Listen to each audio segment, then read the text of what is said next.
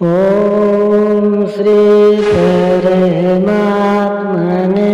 नमः। चतुर्थ अध्याय श्लोक 25 से 26। दैवमेवापरे यज्ञं योगिनः पर्युपासते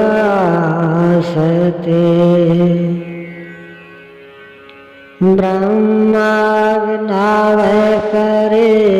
यज्ञं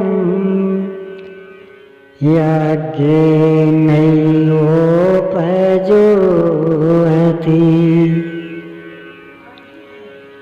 गत श्लोक में योगेश्वर श्री कृष्ण ने परमात्मा स्थित महापुरुष के यज्ञ का निरूपण किया, किंतु दूसरे योगी जो अभी उस तत्व में स्थित नहीं हुए हैं, क्रिया में प्रवेश करने वाले हैं, वे आरंभ कहाँ से करें?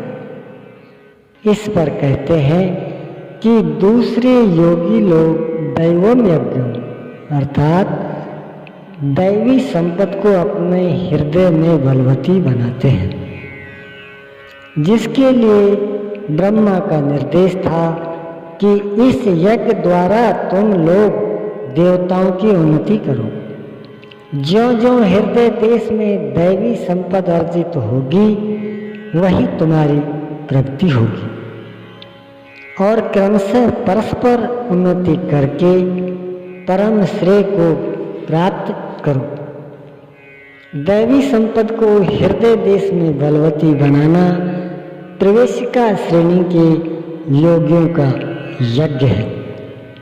वह दैवी संपद अध्याय 16 के आरंभिक 3 श्लोकों में वर्णित है, जो है तो सब में, केवल महत्वपूर्ण कर्तव्य समझकर उसकी जागृति करें, उसमें लगे।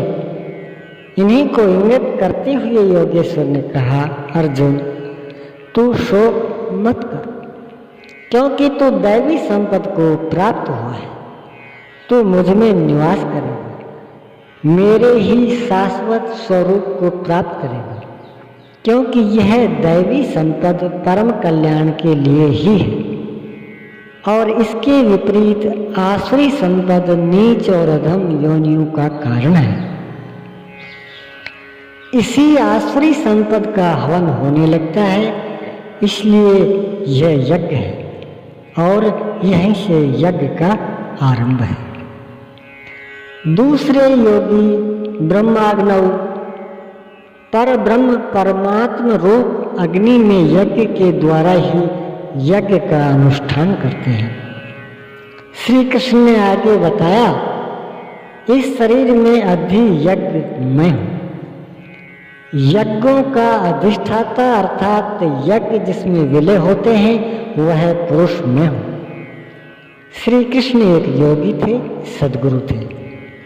इस प्रकार दूसरे योगी जन ब्रह्म रूपी अग्नि में यज्ञ अर्थात यज्ञ स्वरूप सद्गुरु को उद्देश्य बनाकर यज्ञ का अनुष्ठान करते हैं।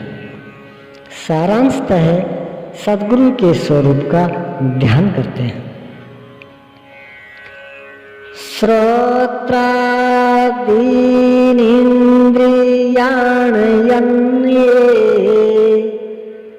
संयमाग्निषु जुह्वति शब्दादीन् विषयान् यन्ये इन्द्रियाग्निषु जुह्वति।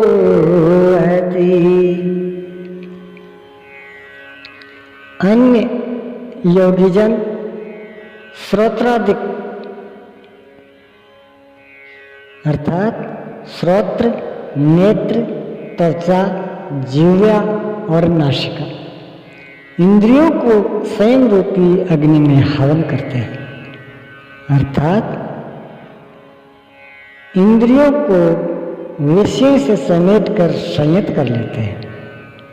यहाँ आग नहीं जलती। जैसे अग्नि में डालने से हर वस्तु भस्मसात हो जाती है, ठीक इसी प्रकार संयम भी एक अग्नि है जो इंद्रियों के संपूर्ण बहिर्मुखी प्रवाह को दग्ध कर देता है। दूसरे योगी लोग शब्दादिक अर्थात शब्द, स्पर्श, रूप, रस और गंध विषयों को इंद्रिय रूपी अग्नि में हवन कर देते हैं, अर्थात उनका आशय बदलकर साधना परक बना लेते हैं। साधक को संसार में रहकर ही तो भजन करना है। सांसारिक लोगों के भले बुरे शब्द उससे टकराते ही रहते हैं।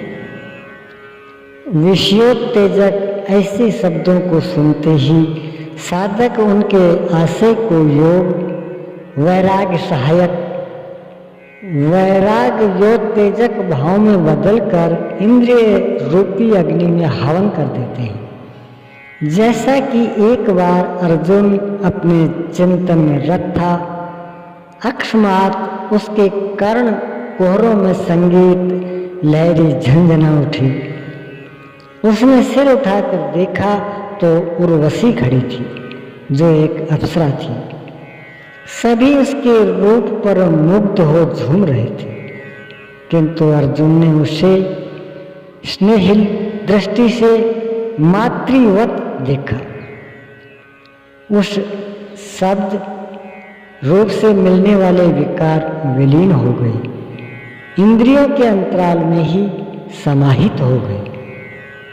यहाँ इंद्रिय ही अग्नि है।